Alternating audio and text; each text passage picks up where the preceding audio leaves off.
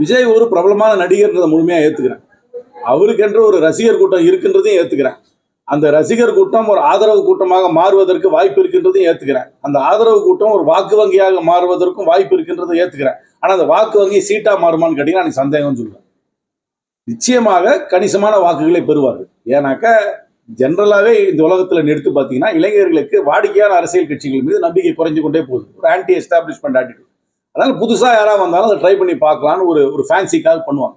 ஃபேன்சிக்காக ஒரு பெர்சன்டேஜ் ஓட்டு கண்டிப்பாக போகும்.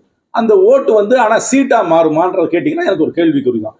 அது யாருடைய ஓட்டு எடுப்பாங்கன்னு கேட்டால் அது திரு வாசன் சொல்கிற மாதிரி அது செக்குலராக எல்லா பக்கத்துலேருந்து போகும். எல்லாருக்கும் அந்த தொகுதியை பொறுத்து, அந்த தொகுதியில் யார் வேட்பாளராக நிற்கிறான்றதை பொறுத்து, அந்த தொகுதியில் அவங்க எப்படி பிரச்சாரம் பண்ணுறாங்கன்றதை பொறுத்து நிச்சயமாக ஒரு வாடிக்கையான அரசியல் கட்சிகிட்ட இருந்து இருக்கிறது எக்ஸ் நம்பர் ஆஃப் ஓட்டு தானே, அந்த ஓட்டுல இருந்தானே அவங்க ஓட்டு எடுக்கணும்.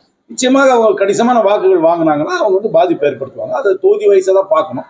ஆனாலும் இந்தியா கூட்டணி ஒற்றுமையாக இருந்தால் என்னை பொறுத்தவரைக்கும் என்னுடைய கணிப்பு, என்னுடைய அரசியல் கணிப்பு, நான் பார்த்த சர்வே வரைக்கும் இந்தியா கூட்டணி ஒற்றுமையாக இருந்தால் இந்த மும்முனை போட்டியாக இருந்தாலும் சரி, மூன்றரை முனை போட்டி, ஏன்னா மூன்றரை முனைனா என்ன, சகோதரர் சீமான் என்ன போய் ஒரு ஹாஃப் ஃப்ரண்டா வச்சுக்குவேன். அவர் மூன்றரை முனை போட்டியாக இருந்தாலும் சரி இந்தியா கூட்டணி வெற்றி பெறும் என்று தான் நான் நம்புகிறேன்.